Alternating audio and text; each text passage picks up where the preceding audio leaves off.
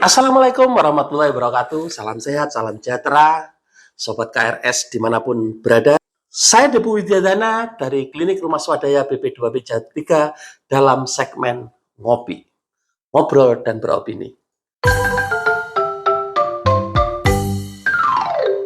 Sobat KRS, saat ini kita ingin berdiskusi ngobrolin tentang pentingnya regulasi yang ramah bagi MBR supaya mereka mendapat akses yang adil kepada rumah layak huni.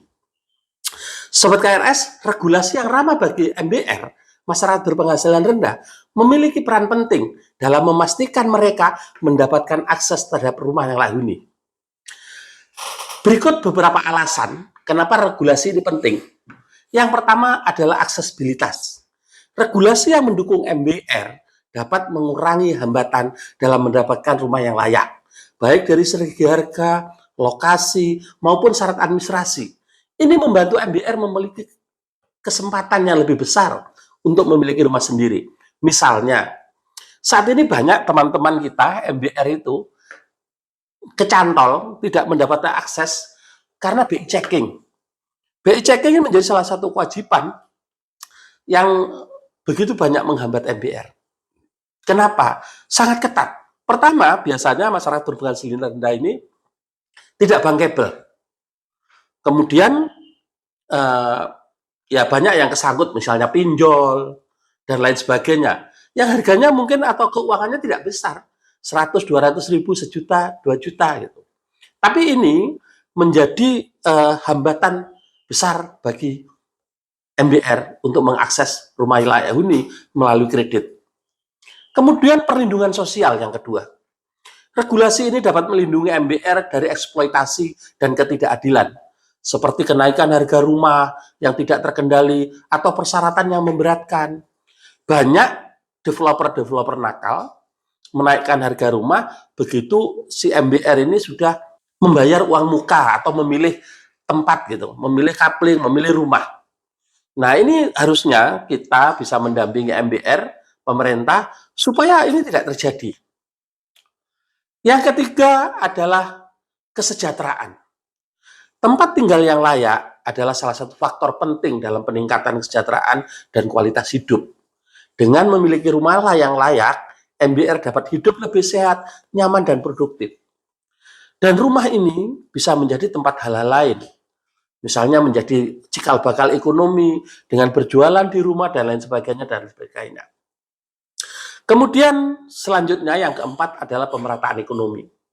Regulasi yang mendukung MBR dapat membantu mengurangi kesenjangan ekonomi dan sosial, serta mendorong pertumbuhan ekonomi yang lebih inklusif. Ini pentingnya mengapa regulasi harus ramah kepada MBR. Kemudian stabilitas sosial yang kelima.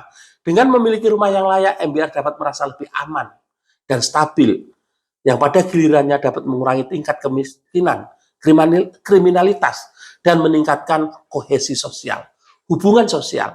Ada rasa kepercayaan, karena rumah itu selain aman, nyaman, itu bisa menjadi eksistensi bagi pemiliknya. Itu Sobat KRS beberapa alasan mengapa regulasi yang ramah bagi MBR sangat penting. Memastikan mereka mendapatkan rumah layak huni.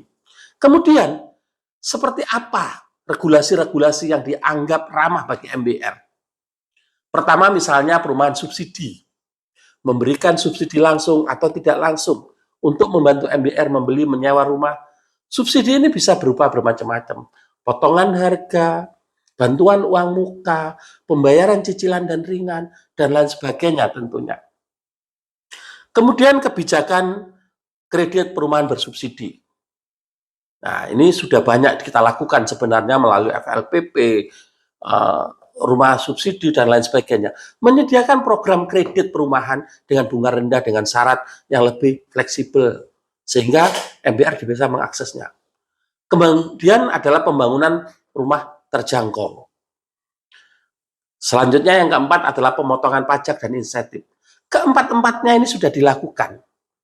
Tapi masih ada yang belum, yang merupakan juga kewajiban. Misalnya peraturan zona perencanaan kota, di mana pemerintah daerah bisa menetapkan satu kawasan untuk pembangunan rumah MBR. bisa memfreeze harga tanah sehingga harga tanahnya tidak naik, melindungi MBR supaya yang selain MBR tidak bisa mengakses perumahan yang murah itu. Yang selanjutnya, yang keenam, yang mungkin sudah dilakukan adalah ya penyederhanaan proses administratif, mengurangi birokrasi, persyaratan administratif. Misalnya saat ini ditetapkan bahwa PBG itu bisa 10 hari. Tapi peraturan ini jangan hanya di level atas, di level kebijakan, di level aturan, tapi perlu juga dilihat kembali bagaimana dalam pelaksanaannya. Kita di KRS selama ini kalau secara aturan PP 16 tahun 2001 mengatakan bahwa PBG itu 28 hari. Pada kenyataannya selalu melebihi bulan. 2 bulan, 3 bulan, bahkan ada yang 4 bulan. Jadi level daripada penyederhanaan proses administratif juga harusnya dilihat dari sampai kepada tahap pelaksanaan. Kemudian program penyuluhan dan pendidikan dan pemberdayaan. Ini yang mungkin jarang disentuh. Bagaimana pemerintah melakukan penyuluhan, pendidikan bagi MBR tentang hak-hak mereka, proses pembelian, penyewaan rumah, pemberdayaan, pengelolaan keuangan. Ini pemerintah harus lebih turun, lebih banyak program-program seperti ini. Karena kalau yang melalui developer, secara data itu hanya 4,9 sekian persen. Tapi sementara rumah yang dibangun secara swadaya itu lebih dari 82%. Harusnya the biggest developer ini yang dijangkau lebih dalam.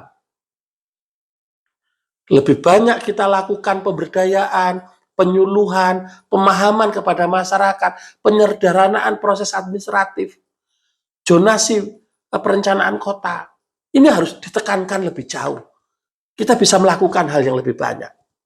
Kemudian tentunya pengawasan dan penegakan hukum. Supaya kemudahan-kemudahan oleh MBR ini yang disediakan oleh MBR tidak dinikmati oleh pihak-pihak yang tidak berhak. Ini perlu pengawasan dan penegakannya. Dengan adanya regulasi-regulasi ini, diharapkan MBR dapat lebih mudah mendapatkan akses ke perumahan yang layak dan terjangkau, serta meningkatkan kesejahteraan hidup, kualitas hidup mereka. Demikian Sobat KRS, tentang bagaimana regulasi yang ramah bagi MBR bisa meningkatkan akses MBR kepada rumah yang layak, yang sehingga akhirnya nanti bisa meningkatkan kesejahteraan hidup, kualitas hidup mereka. Salam sehat, tetap semangat, dan salam impian.